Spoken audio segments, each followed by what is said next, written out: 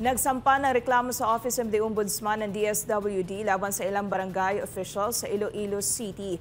Kasunod ito ng umano'y pananakot o panghaharas sa mga benepisyaryo ng Assistance to Individuals in Crisis Situations o AICS.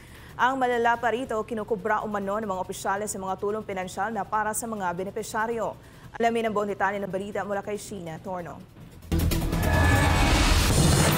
Tumungo sa Office of the Ombudsman sa Department of Social Welfare and Development Secretary Rex Gatchalian upang personal na magsampa ng kaso laban sa 14 na mga barangay official sa mga distrito ng Haro at Arevalo sa Iloilo City. Kasunod ito sa kanilang isinagawang investigasyon laban silang punong barangay, kagawad, barangay treasurer at iba pa na sangkot umano sa anomalya. Ayon sa kalihim, nagkaroon ng payout sa nasabing programa noong November 7, 11 at 12 kung saan umabot sa mahigit 20 milyong piso ang inilabas na pondo ng ahensya para sa 2,100 benepisyaryo sa 16 na mga barangay. Ang mga biktima ay nanghihingi lang ng medical at burial assistance sa DSWD.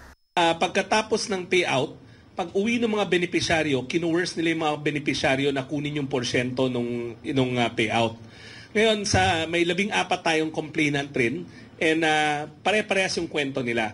Sa 10,000 na ibinigay sa kanilang tulong pinansyal, pilit kunin yung 8,000 hanggang 9,000 pesos. Ang nakababahala paan niya rito ay tinatakot o hinaharas umano ng 14 na barangay officials ang mga benepisyaryo na tatanggalin sa listahan ng ayuda. Sa panayam ng DSWD sa mga biktima ay matagal ng kalakaran ng mga opisyales ang pangungobra ng AICS aid sa mga benepisyaryo simula pa umano noong pandemya. Paliwanag naman ni Gatchalian, ngayon lang naglakas ng loob na magsumbong sa DSWD ang mga biktima dahil malaking porsyento na umano ang kinakaltas sa kanila. Pang systemic yung proseso nila na inaabangan nila yung mga benepisyaryo kalat-kalat sa iba't barangay pero isang klaseng taripa yung ini-impose nila.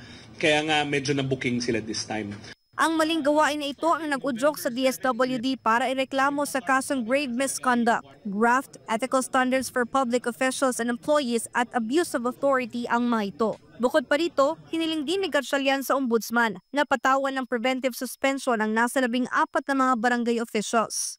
Note that preventive suspension is not a penalty that is meted out for the behavior, but preventive suspension is just a remedy para hindi po makigulo or hindi siya makakapag-interfere sa aming investigation. Sa ngayon, suspendido ang payout ng AICS program sa Iloilo City at posibleng mag-resume na lang sa Enero sa susunod na taon. Para sa Diyos at sa Pilipinas kong mahal, ito si Sheena Torno, SMNI News.